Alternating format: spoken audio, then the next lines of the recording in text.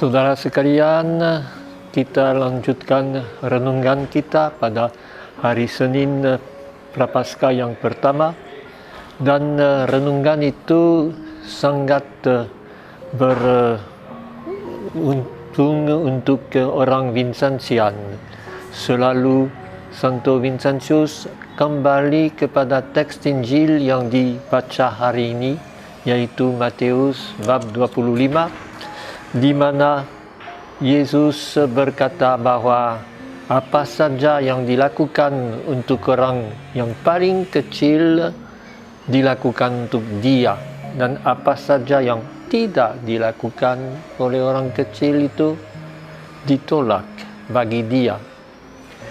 Yang menarik dalam bacaan itu ialah bahwa Yesus berkata ketika anak manusia akan datang dalam kemuliaannya untuk penghakiman akhir zaman, semua bangsa akan dikumpulkan di hadapannya. Dalam bahasa kitab suci, bangsa-bangsa berarti orang kafir, orang yang tidak kenal dengan Yesus. Bukan orang Yahudi saja atau untuk pikiran kita orang Katolik saja, tetapi semua bangsa akan dikumpulkan dan dibagikan antara domba dan kambing, yaitu yang benar, yang tidak benar. Tetapi dari mana kebenarannya? Justru perhatian pada orang kecil, orang lapar, orang telanjang, orang yang tidak punya rumah, orang yang dalam penjara dan seterusnya, orang sakit juga. Dan inilah yang mengherankan, bahwa tentunya orang-orang yang tidak kenal dengan Yesus karena masih kafir akan tanya, kapan kami bertemu dengan Engkau? Untuk itu Yesus akan jawab, justru walaupun kamu tidak sadar, setiap kali kamu dekati dan menolong orang yang perlu ditolong, kamu temu dengan aku. Itu yang bisa buat kita merenungkan. Pertama, bahwa yang penting untuk itu bukan agama, tetapi cara mengasihi sesama, atau justru mengasihi orang yang bukan sesama kita, tetapi yang biasanya dipinggirkan, dibiarkan menderita. Dan tentunya untuk kita orang Katolik yang kenal dengan Yesus, apalagi kita harus sadar bahwa seperti yang dikatakan oleh Vincentius, kita temu Yesus dalam orang miskin.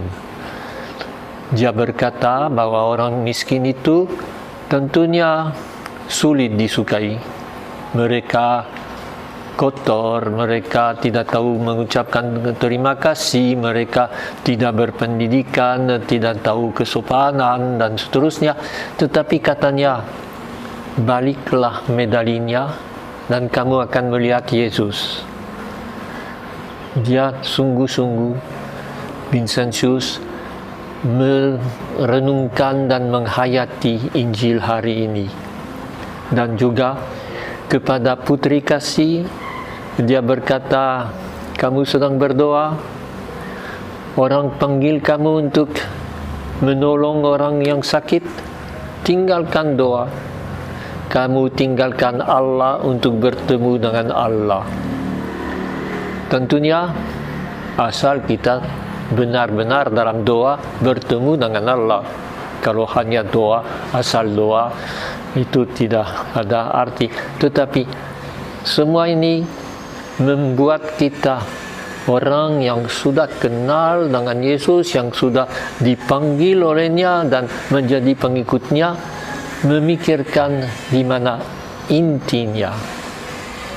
Dalam masa Prapaskah, aksi puasa pembangunan adalah aksi yang sungguh-sungguh bukan hanya beri sedikit duit pada hari akhir zaman itu, tetapi sungguh-sungguh menghayati bahwa kita akan siap bertemu dengan Allah, siap bertemu dengan Yesus yang mengantar kita kepada Bapanya kalau kita memperhatikan orang miskin.